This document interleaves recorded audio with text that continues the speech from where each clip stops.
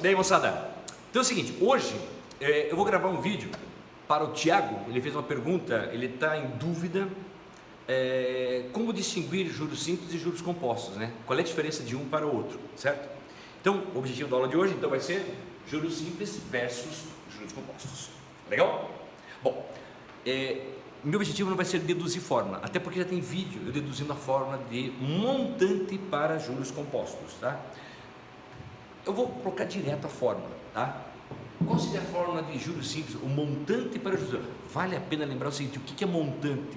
Montante não é mais nada que o capital mais os juros, certo? Se você pegar o capital que você aplicou mais os juros que ele rendeu, te dá um montante, tudo bem? Bom, juros simples, como é que é a fórmula deduzida? É montante igual capital que multiplica 1 mais I, que é a taxa, vezes N, que é o tempo. Essa é a fórmula de montante para juros simples, tá? E para juros compostos? Montante igual capital que multiplica 1 mais I elevado a N, tá? Sentiu a diferença já, né, Tiago? Tá? Bom, tem a dedução dessa fórmula aqui, que eu começo por essa, e você vai entender por que eu começo com essa daqui a pouquinho, tá? Para você entender essa diferença entre juros simples e juros compostos, eu vou pegar um exemplo. O exemplo é o seguinte: imagine que você tem um capital de R$100, tá? Vai deixar esse capital aplicado a 10% ao ano, e o tempo de aplicação vão ser 4 anos. Curiosidade, Tiago: tanto a taxa como o tempo, ambos têm que estar na mesma unidade. Está ao ano e aqui também está ao ano, então não preciso fazer nada, beleza? Se não estiverem na mesma unidade, você tem que transformar, tá? Bom, e aí o que vai acontecer? Eu vou pegar esses valores aqui e vou jogar nessa fórmula, tanto para juros simples como para juros compostos, e vou montar essa tabelinha aqui, ó: montante para juros simples, montante para juros compostos. Então acompanhe. O que significa esse zero? Ou seja, no momento da aplicação, significa dizer que não rendeu nada, eu tenho apenas o dinheiro que eu estou aplicando. Então, no momento da aplicação, se eu estou aplicando R$100, você concorda comigo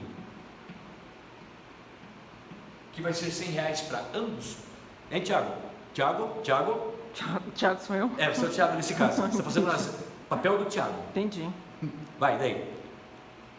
Concorda? Concordei. Tá, porque você não teve rendimento.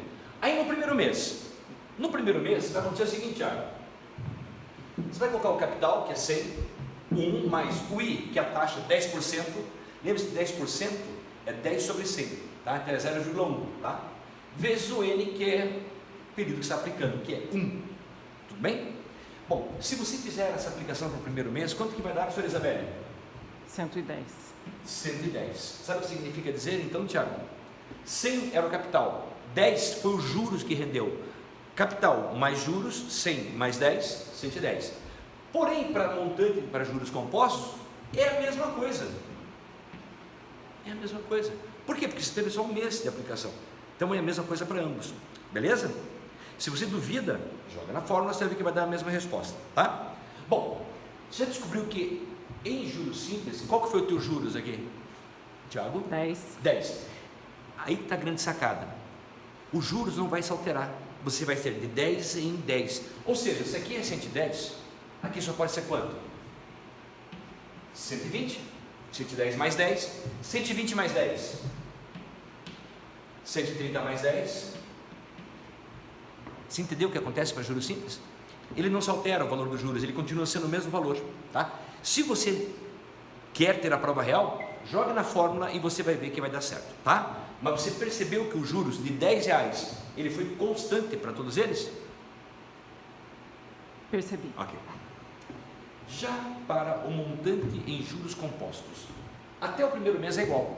Já no segundo mês, quando você jogar aqui na fórmula, no 2, elevado ao quadrado, já vai dar uma diferençazinha. Quanto que dá, professora Isabelle? 121. 121.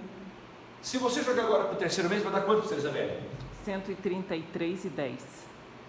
133,10. E no quarto mês? 146,41. Ela fez de cabeça tudo isso. Sim, sem precisar de ajuda nem de calculadora. Tá. Tiago, tá entendendo o que está acontecendo? Eu só joguei na fórmula e fiz as contas. Porque a minha ideia é mostrar para você a diferença. Já dá para perceber a diferença aqui, né? Se você pegar isso aqui e jogar num gráfico, uma tabela, como essa aqui, ó, horizontal é o tempo, 0 mês, 1 mês, 2 meses, 3, não, ano, né? 0 ano, 1 ano, 2 anos, 3 anos, 4 anos, e aqui o montante. Eu coloquei um montante de juros simples. Então eu vou fazer o seguinte, nota que o juros simples eu coloquei em amarelo. Então eu vou fazer as pontinhas aqui em amarelo. Para 0, você tem 100. Para 1 ano, você tem 110. Para 2 anos, você tem 120. Para 3 anos, você tem 130. E para 4 anos, você tem 140. Se você unir...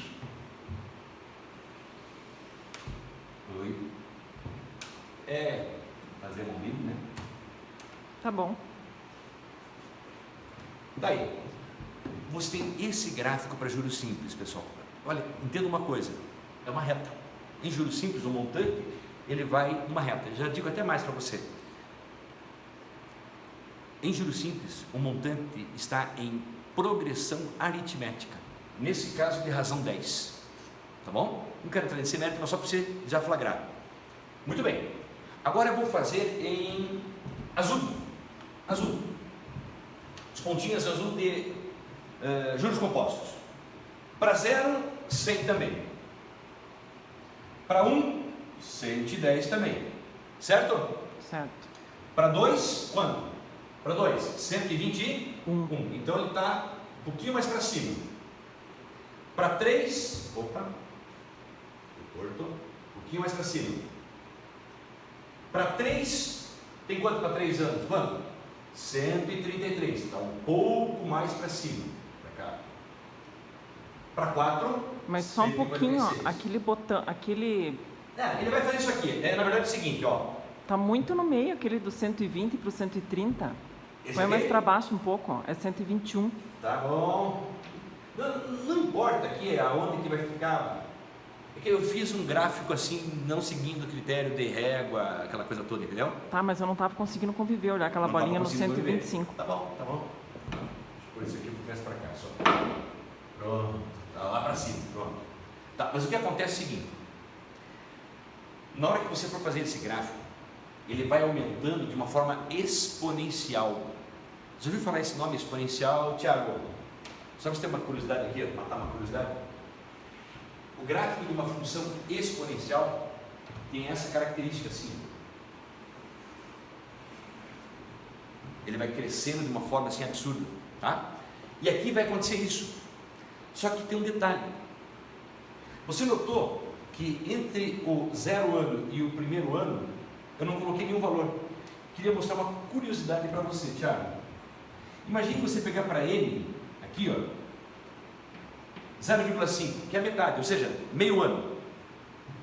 Professora Isabela, você me ajuda? Ajuda. Então, vamos lá, presta atenção, hein? Olha lá. Em juros simples, a fórmula, montante, é igual a capital, que é 100, que multiplica 1 mais o I, que é a taxa 10%, 10% de 10 divididos por 100, 0,1, vezes o N. O N eu coloquei como sendo 0,5. Professora Isabela, você pode falar para mim aí qual é o resultado disso aqui? Ó, 0,1 vezes 0,5, você multiplica, vai somar com 1 e vai multiplicar por 100. Quanto que dá? Deve dar 105. Ah, deve dar 105. 105 reais. Agora eu quero que você faça a mesma continha para juros compostos, tá? Então fica assim, montante igual capital, que multiplica 1 mais o I, que é a taxa, 0,1, que é 10%, elevado a 0,5. Vai fazer de cabeça isso? Quanto que dá isso aqui, professora Isabela? Quanto que dá isso aqui? Então. Dá uma olhadinha, de repente dá uma cola, olhadinha. né? Tem, você não disse que tira essa cola. Pode colar, se você quiser. Pera. Ela pode colar, não disse. Então. Aonde tem isso, filho? Onde que tem? Eu vou mostrar para a professora Isabelle, porque ela não sabe onde é que está, sabe? Ah, o 104,88. A gente foi falar. A gente combinou tudo no início, sabe? 104 e quanto? E 88, eu tinha esquecido. E 88. Ah, tá. Tá. Por que eu estou te mostrando isso, Thiago? Você deve ter notado que a partir, veja, até o primeiro mês, tanto para juros simples como para juros compostos, os valores são iguais. Mas a partir do segundo, terceiro, quarto, não importa daí, quanto mais, note que os juros compostos vai sempre aumentando em relação aos juros simples. Porém, quando você pega um tempo meio entre o primeiro e o segundo mês, o ano, desculpa, você notou que o juros simples é maior do que os juros compostos? Então, como é que fica esse gráfico? Vou fazer em azul. O gráfico fica assim, ó. Uma curvinha para cá. Professora Isabelle, não dá para colocar esses pontos aqui, porque senão vai ficar muito próximo, tá? E os pontos estão para cá. Ou seja, ele faz uma curva, como se fosse aquilo ali, ó, como se fosse exponencial. Apresenta lá, professora Isabelle, está apontando lá? Ele faz uma curva, tá? Tá mal feito aqui. O que eu quero que você entenda é o seguinte: no 0,5, olha aqui, os juros compostos é menor do que os juros simples. Juros simples está em vermelho, juros compostos está em azul. Está justificado aqui, tá? Sabe o que acontecia? Na época da hiperinflação, década de 80, meados da década de 80, como tinha a inflação muito grande e as pessoas, quando iam aplicar o dinheiro, no primeiro mês eles aplicavam em juros simples. No primeiro mês, até o primeiro mês, juros simples, porque dava maior. A partir do primeiro mês, ou primeiro ano, eles voltavam a aplicar aonde? Em juros compostos. Entenderam? Era a chamada aplicação mista que eles faziam na época. Hoje não temos hiperinflação, então todo mundo pega e faz o quê? Juros compostos direto, tá bom? Tá? Porque a diferença é mínima que vai dar. Bom, você entendeu agora, Tiago, qual que é a diferença entre juros simples e juros compostos? Em juros compostos, os juros é sempre o mesmo. Você só vai somando. Juros simples, os juros simples. É sempre... E os juros compostos, ele vai crescendo de uma forma exponencial, tá? O gráfico mostra isso. Tiago, não sei se você entendeu essa ideia, tá? Dedução de fórmula, já tem vídeo aí. Espero que você tenha gostado, pelo menos, dessa explicação. Tá legal? Um abraço, tchau.